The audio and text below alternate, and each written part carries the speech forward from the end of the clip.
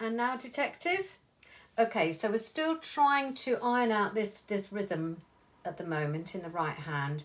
It's not entirely wrong, but it's not entirely right always. It doesn't come across to me like that anyway. It's just not always even. The note values are not always precise or relative to each other. So your quavers are not always 2 quavers equals a crotchet and a crotchet equals 2 quavers. Metronomically, they're not precise. So we need to even them out a little bit. So it might help if you practice playing on the quaver rest.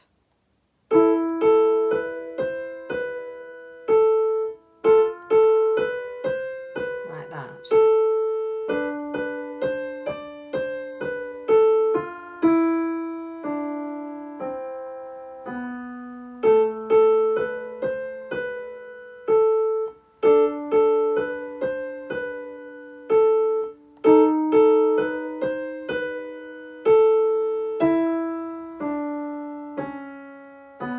And stop. Okay.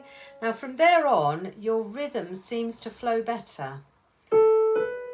I think because the notes just go up in a scale. All right, you're not going backwards and forwards, and also you're not doing some quavers and then 2 crotchets. I think that's where we struggle a little bit with the rhythm.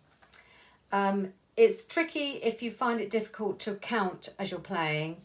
I could suggest that we do, I think I did before, we do the French system of counting, which is ta ta ta ta, sorry, get it right, ta ta ta ta ta ta ta ta ta ta ta ta.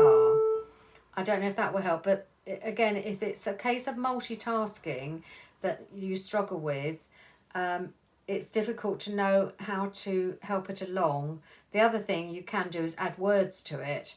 I can't at the moment. I'm sort of devoid of any ideas really. I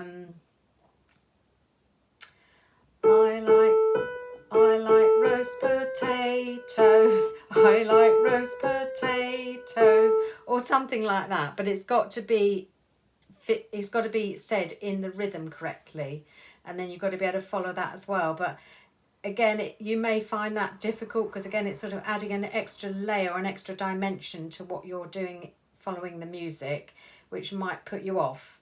So there are ways of sort of dealing with it, but I'm not sure if they will work for you or not.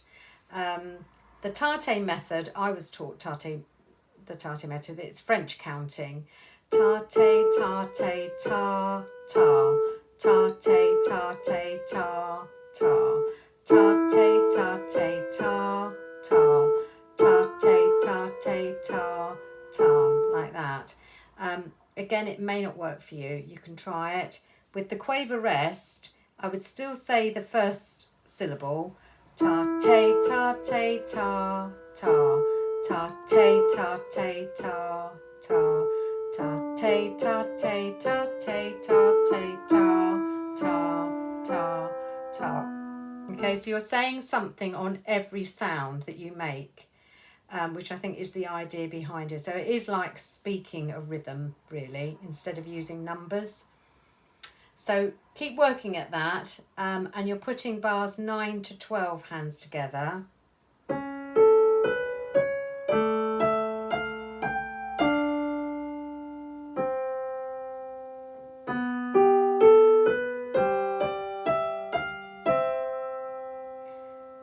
Now again, we could build this up gradually.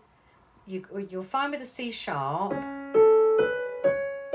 Just play to where the thumb turns and the A comes in the left hand. Just make sure you've got that. Or if you play the quaver rest, it would be that. All right, get that first and then see if you can go all the way up the scale and find the top notes, the D and the F, dropping to C natural. Then again, stop where the thumb turns to make sure you've got the C and the G. Just do that a few times and then continue the scale on.